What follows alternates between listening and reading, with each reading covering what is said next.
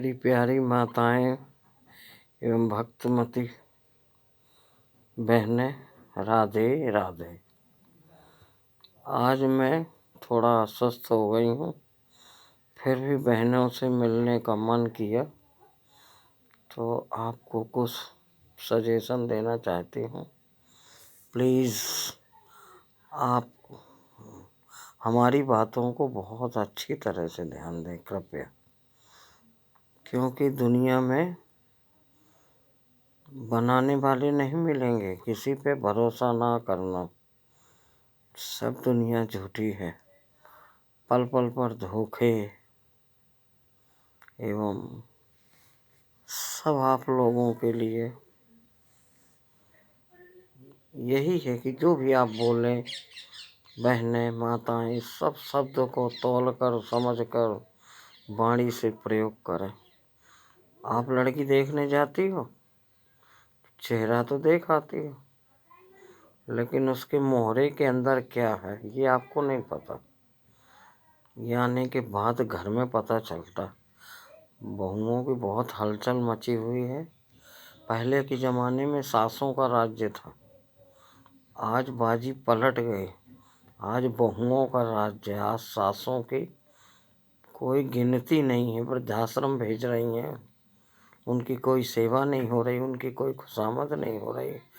बड़े दुख के बात है कि आप अपने जो जन्म देने वाली माँ से जितना प्यार करती हो, अगर आज अपनी जिसका बेटा लिया है अगर उससे भी प्यार करती तो शायद आपको बहुत कुछ परमात्मा देगा।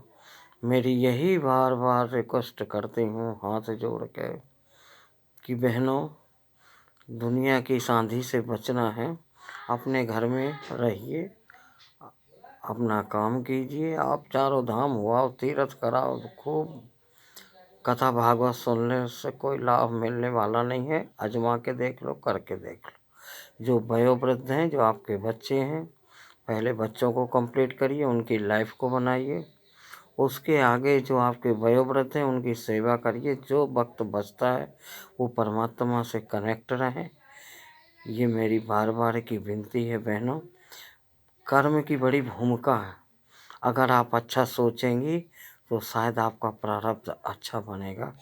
अंबानी ने कोई पीएचडी डिग्री नहीं ली, लेकिन उनके घर में एक बच्चा पैदा होता है तो उसको वो जन्म से ही अरबपति कहलाता है। और अपन सारे जीवन करते हैं फिर भी लाखपति नहीं हो पाते। क्यों? क्योंकि हमारी सोच अच्छी नहीं, हमने ऐसा कर्म नहीं किया है, वहीं के वहीं रह गए। अरे जीवन आपका निम्न स्तर का है, खान पान आपका भले ही कम है, लेकिन आपकी सोच इतनी हाईलाइट होनी चाहिए, इतनी हाईलाइट होनी चाहिए कि जो आपकी ऊर्जा, अगर आप सबको देखेंगी, समाज का मतलब जानती, सब मीन्स बराबर। जो आज बराबर से करोगे उसको समाज कहते हैं।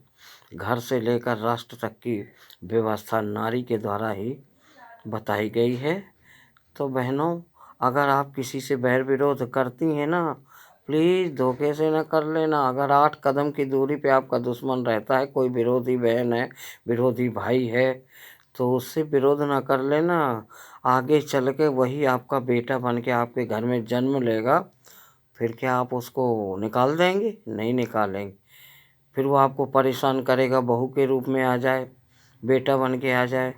फिर आप ना बहू निकाल सकती हैं ना बेटा निकाल सकती हैं। इसलिए 32 दांत के अंदर जैसे जीव रहती है, आप साइलेंट मोड पे रहा करो, कथा भागवत सुनिए माताओं, और परमात्मा का चिंतन करिए। जीते जी जो आपके पास रखा है वो दे के जाएँ, क्योंकि दिया हुआ संग लगे, खाया हुआ अंग लगे, धरा हुआ जंग लगे। इसलिए आप जितना जल्दी अपने जीवन के सतमार्ग को जितना जल्दी बना लें, बहुत अच्छी रहेंगी, बहुत अच्छी रहेंगे। चलती हूँ, अगले वीडियोज़ में फिर मिलती हूँ। आपकी अम्मा। जय श्री राधे राधे।